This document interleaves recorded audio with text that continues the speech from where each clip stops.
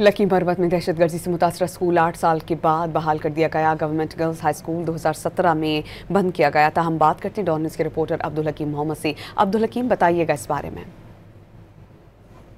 Lucky Marwat का इलाका है दलुखेल। यहाँ पे गवर्नमेंट गर्ल्स हाई स्कूल था जो कि 2017 में दहशतगर्दी से बुरी तरह मुतासर होकर बंद कर दिया गया था और बड़ी कोशिशों के बाद आज इसको दोबारा खोल दिया गया है। और चीफ सेक्रेटरी खैबर पख्तूनख्वा शाह अली शाह की हिदायत पर डीसी और डीपीओ लकी मरवत ने इस स्कूल की दोबारा जो मरम्मत की है और बाकायदा जो चीजें जहाँ पे खराब की दीवारें वगैरह ठीक करके स्कूल को बहाल कर दिया गया। और स्कूल में 221 जो तालबात थी वो इसमें पढ़ रही थी और गुज़िश्ता 8 सालों से इनकी जो पढ़ाई थी वो बुरी तरह मुतासर हुई थी।